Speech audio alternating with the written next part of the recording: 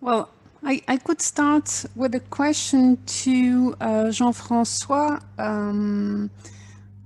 just bouncing on what Romain has just said about the possibility to include human resources for open science issues and data management in the project budget. Is this possible in the European work program as well? What do you, can you explain a little bit what? Is it possible to include human resources in the budget of the projects to deal with data management and open science issues? So to have staff in the team dedicated to that?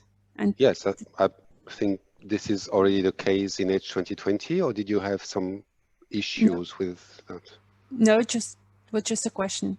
Yeah. No, I think it's important, and yeah, definitely, yes. I mean, the issue that we have very often is what about data management after the grant has expired?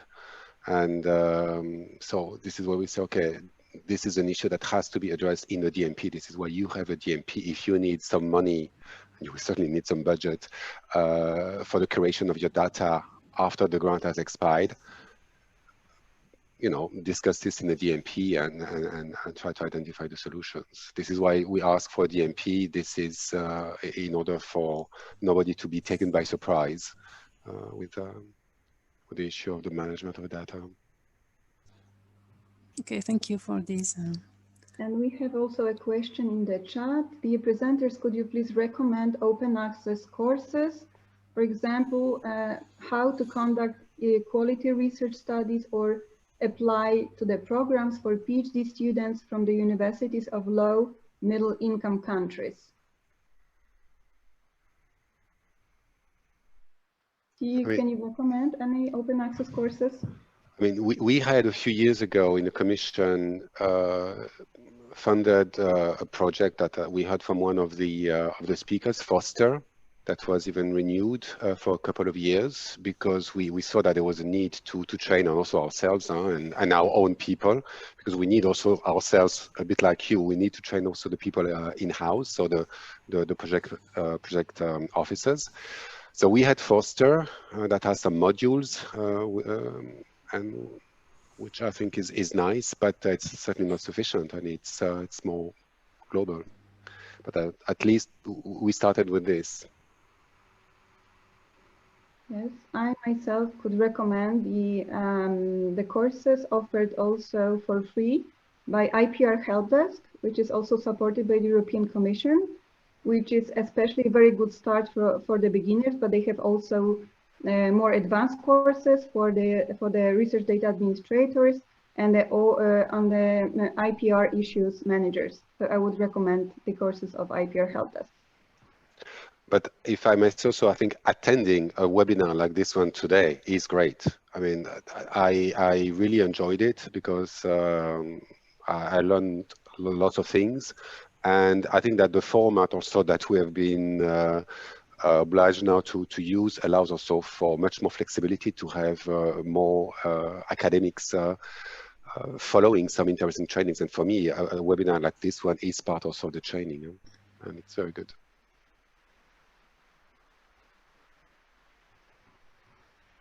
Thank you. There's no other question in the chat. If the speakers have questions to the others, please feel free to ask a question. I don't have a question, but I have positive comments. I mean, first to all of you for the organization of this session. I think this is a very well articulated program. You really captured all the important elements of where we are, where everybody should be with open science. What I take also from Wilhelm is about the leadership, and also presentations from all of you and Romain, etc. How it is important for universities, for the services of the library, to be really active, proactive, and collaborate all together to advance together. I think that we, the European Commission, are trying to do what we can from our side, but it cannot percolate in every little tiny detail everywhere. And I think that we are on the same boat. And I think that the key word is about training and informing. And I see I saw lots of very nice examples today, and also what Romain said at some point also, that there was this personalized support, but at some point you cannot personalize everything, and you have to go beyond, and you have to try to make your support more mainstream, maybe train the trainers. And that's a huge challenge, but I think that we are all embracing this. Yes, indeed. And if I may ask the speakers, the question is, well, we understand the pressure that the Commission is putting on the universities to comply with these requirements. So that we really need to help our researchers to understand what is expected from them. And we already realize that it is quite difficult because we are at ease with open access and open data, etc. But they don't always really understand what is expected. And now there will be even more requirements, and if adding to the complexity, I would say, because there are also IPR questions, licenses, and this is really far away from the researcher's job, in fact. And so how do you consider increasing the support we all will have to provide to the researchers in view of these new requirements from the Commission? How do you consider facing these increasing needs? Will you have to increase the staff in your the library or in the EU Research Liaison Office, or will how do you see that? Willem, for example, I can ask to you first and then we can turn.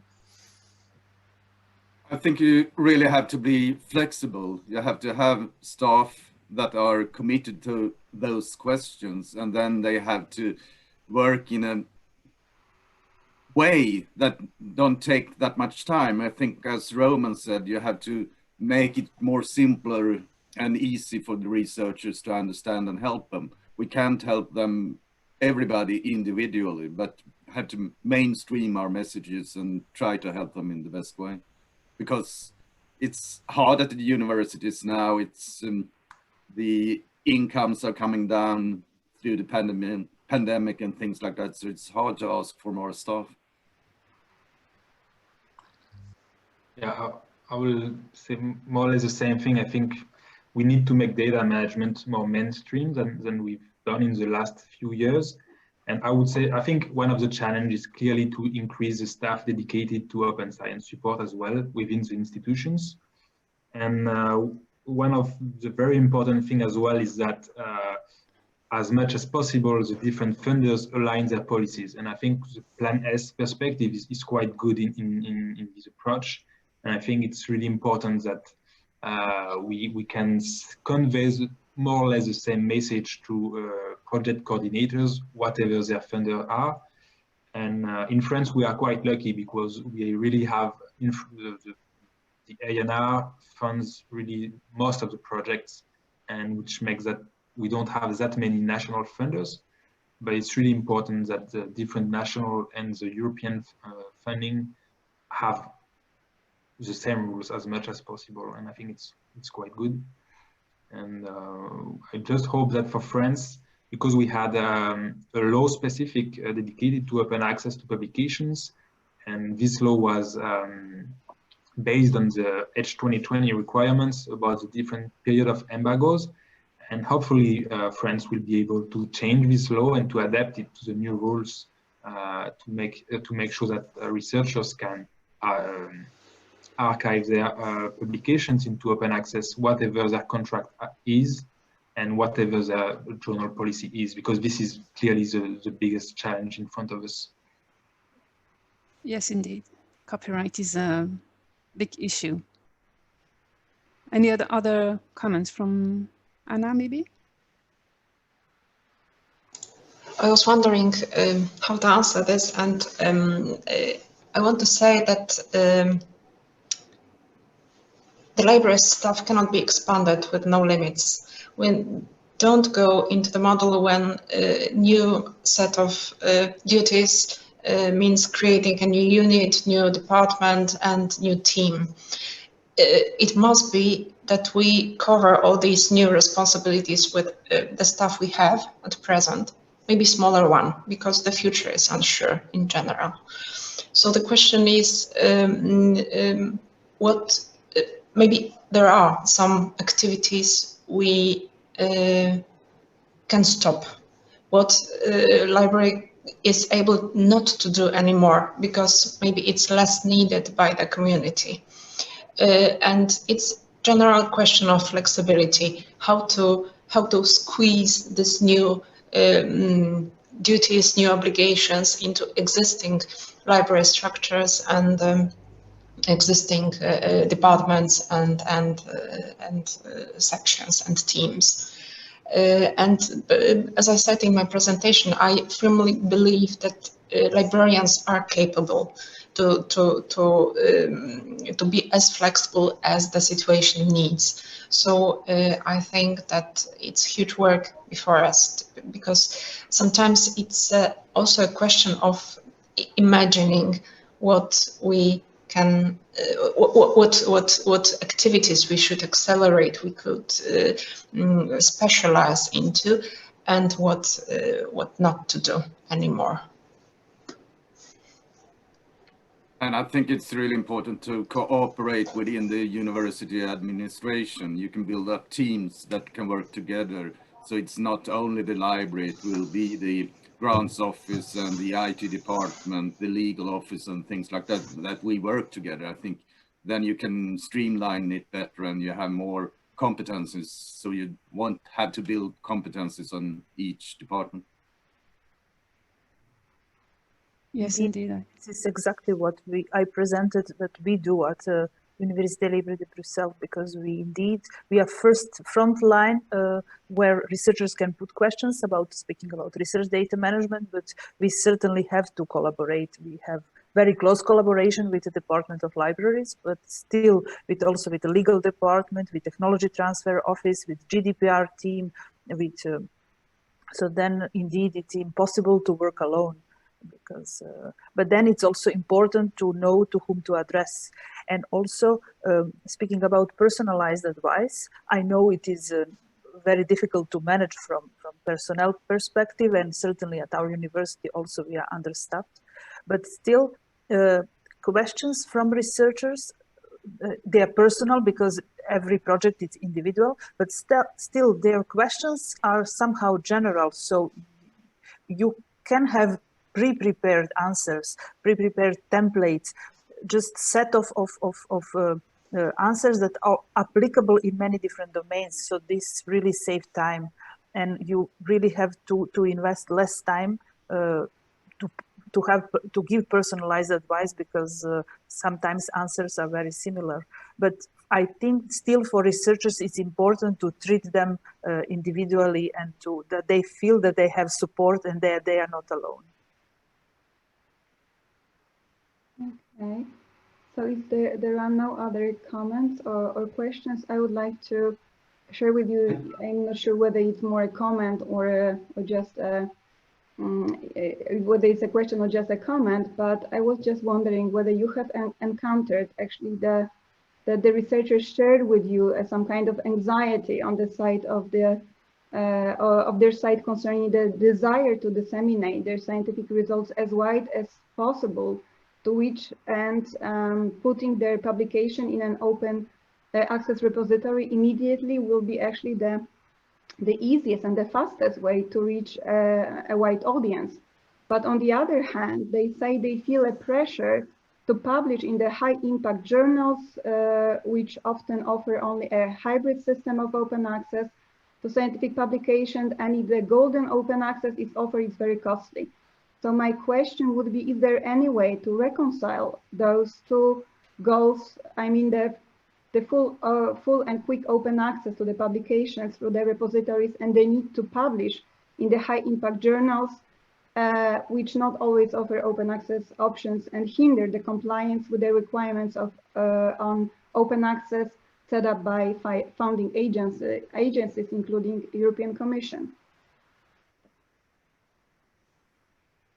Well, for the researchers I work with, I would say that at the moment they are not aware at all of the consequences of Plan S.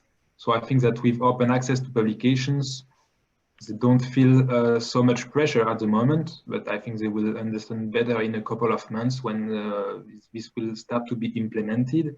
And I think that on open access, they are mainly, the anxiety comes mainly from the amount of work, the fact to have one more thing to do. I would say that the anxiety is more about data management and especially data dissemination. That is much more touchy because it's really force them to show to other researchers how they work in their daily practices. And I think that the anxiety is more about data management at the moment. And maybe with open access as well in a couple of months or years, once they will have understood the changes coming with Plan S. Thank you.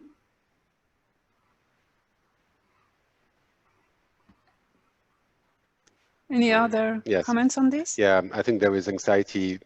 We can find anxiety for everything, indeed. There are also sometimes issues when it comes to research data with some of the partners of universities who are the SMEs or some innovative companies. So sometimes also we have to explain to them and re-explain again that what as open as possible, as close as necessary means. So there's also anxiety with some of the other partners than universities. Open access is disruptive, and wherever we go and ask or demand something which is slightly off the track that someone to follow, it creates tensions. And I think in the end, and that was I think part also of the introduction from Françoise, I think for me a key, and for 10 years we've been saying that, is it's changing the way we evaluate academics and we evaluate the impact of research. We all know that. We all know the pressure that it is to change this, but I think it's always more crucial, and it's very difficult also to get all member states together working on that. There was a question at some point also about how the Commission could support in negotiation for prices of APCs or for agreements with libraries. But hey, it's the same as with the price of medicines. This is legally not possible for the Commission. This is not what member states are asking us to do. Apart from the fact that I don't think we would have qualified lawyers in the Commission speaking all different languages to be able to enter a very tough negotiation with, whatever publisher in Poland or whatever other 26 member states.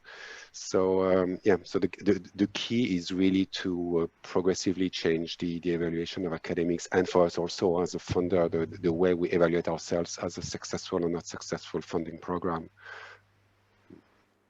Yes, thank you very much for this comment. I don't know if Mr. Widmer would like to have a follow-up comment on that. Yes, that is really important to change the merit system, but we have to work. It's not only within Europe, it's international, so it's even harder. But the discussion rises all the time. I think we are doing things like at Stockholm University, we signed the DORA, and we try to follow up how we will implement the DORA and things like that. So more and more we have to have the discussion and the international discussion, and in the meantime do something as well to change this system. I think we all see you have to change it, but what can we do together to do it? Yes, thank you very much. Yes, and there is a question from Mr. Deschamps to the panelists and everyone. So what are your expectations with regard to the published open research paper on the European Commission website? And so it's about your expectations and comments on what the European Commission proposes here. On the publishing platform, yeah. On the publishing platform in particular, yes.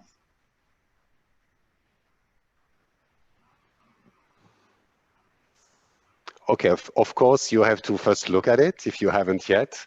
And yeah, so I just wanted to get a bit the temperature, because I mean, for us, this is a solution. We had already the comment, why are you doing this funding only for your beneficiaries? Okay, first we have to start small, and we have also, and this is also EU taxpayer money, so we're not going to fund whatever research in the world like this. So this is not an obligation, and this is a platform that is going to use alternative metrics. It's not going to have an impact factor right now. It will be, progressively indexed, and so yeah, this is disruptive, but we hope it will be found agreeable by some beneficiaries. I think it's a great idea, and it looks good. So I think it's really a good initiative. And maybe next step would be to open it to other projects funded by European national funders, for instance. That could be a good idea as well. Absolutely, yeah. I completely understand that you start small. I think it's good. One of the questions I had with the platform is that I suppose that you will encourage researchers to link their publications with their data. So you will probably ask them as much as possible to disseminate their data on Zenodo, I suppose. This is the plan? Yes, Zenodo, yeah. Okay, if I may, so I think it's also the step towards actually to a little bit lower this anxiety that I mentioned, but it probably needs to be combined with the kind of how the publications on this very platform are going to be considered, for example, while evaluating the research proposals submitted to the European Commission. If you will say, okay, the old system, like impact factors, citations, and so on and so forth, are not going to be that important anymore, and we are trying to push for the new metric system. And then if you are, for anyone who will publish on this very new platform and will put all their high-level scientific publication peer-reviewed there, we will also give a credit to you as an applicant while you are seeking the financial support from the European Commission, because it has to be some perk in that, because they are still very much attached to the old system, and they have been so far already judged upon their actually scientific publications in the research journals with a high impact factor. So if we don't start changing this culture, how you look at your scientific achievements, not only through the old system, but through the opportunities that the new platform proposes, and if we start from the European Commission recognizing that, I think would be a very first but very big step towards introducing the new way of looking at the scientific research metrics. A clarification: the ORES, so Open Research Europe, is not going to be a repository. It's a publishing platform, so it is not a repository to deposit publications already published somewhere. So to be clear to everyone in the audience, I think when it comes also to the evaluation of proposals or of projects, in particular the European Research Council, I think that they ask for like 5 or 10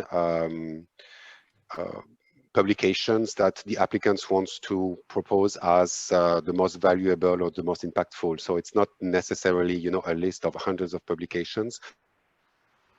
But I think that already in Horizon 2020, the idea is to say, give us what you think are your best, most representative, most impactful publications.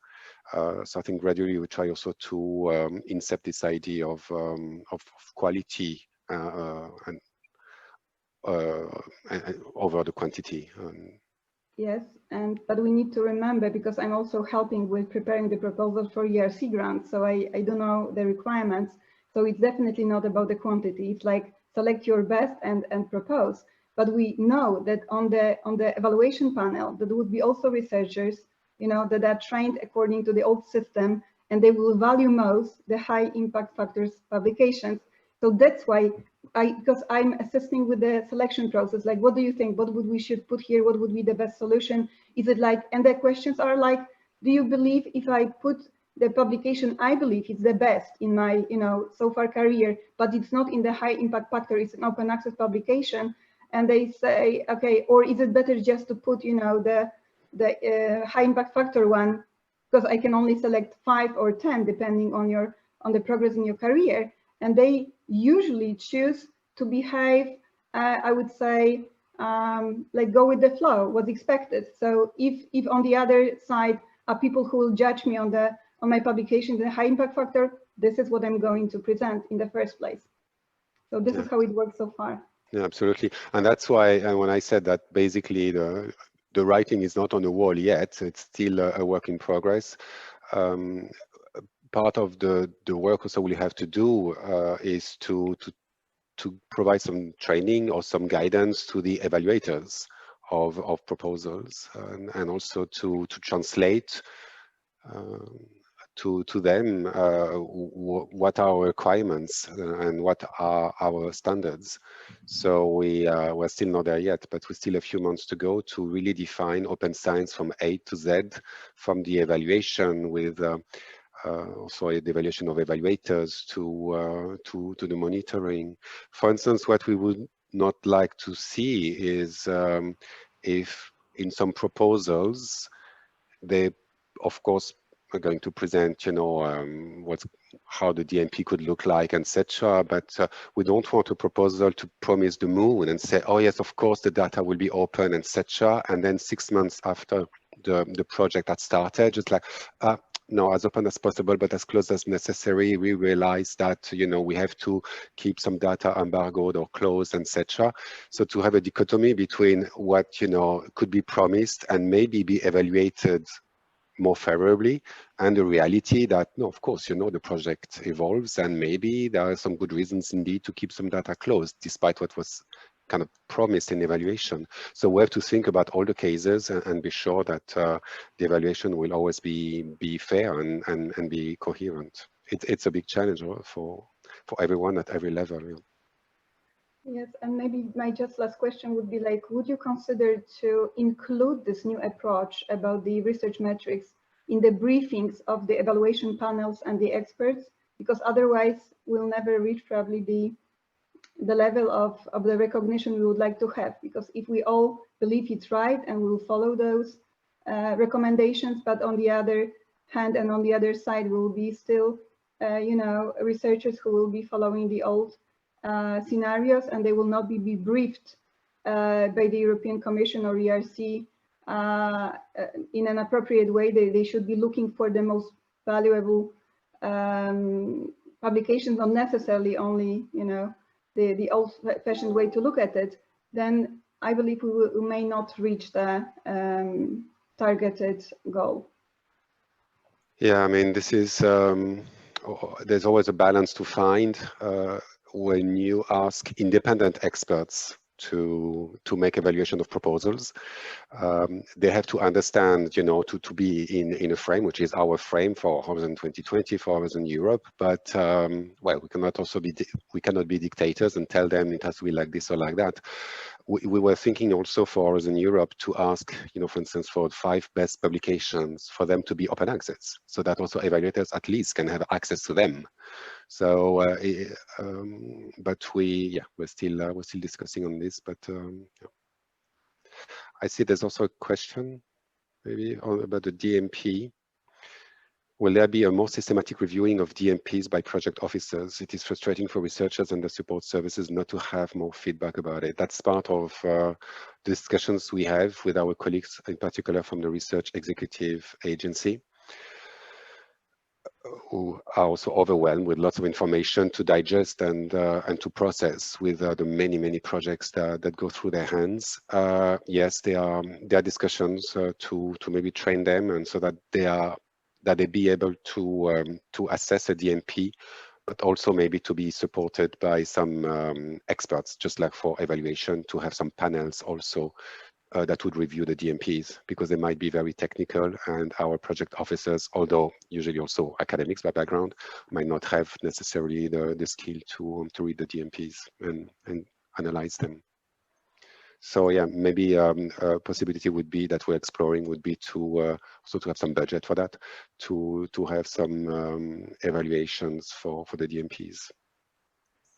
And if I may follow with just with a question, are you going to work on template for DMPs? Because now there is ERC template that is, it's more general, there is more freedom, and then for really Horizon 2020 fair template, it's confusing for researchers because there are repetitive questions or questions are not clear to them. So then maybe template should be improved a bit.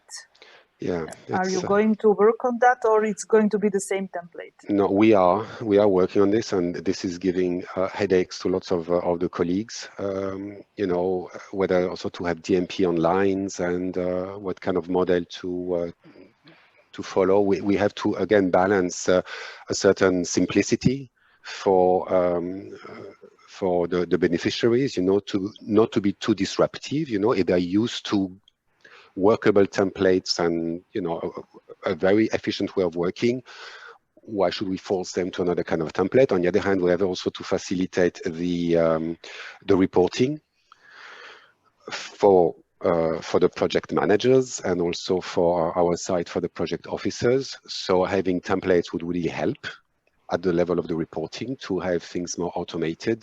So we are really in the middle of discussions with different colleagues from other services of DG Research and Innovation, and from our colleagues from the executive agency. So yes, I don't have the solution, but we'll try to work on it. Having template, it's certainly very helpful. So no discussion about that we need template. But present template, that is general one for Horizon 2020, just fair, following fair principles, I think needs improvement and clarification, because questions are not always intuitively understandable for researchers. And what is confusing, that there is repetition, there are overlap between questions, so researchers are confused. They are allowed to repeat things, and if they are not, what should they write and where to write? Any tip, advice, pointer to some valuable example we take on board. So please contact me, and I will ensure that the information goes to the colleagues. Yeah. Okay. I hear what you say.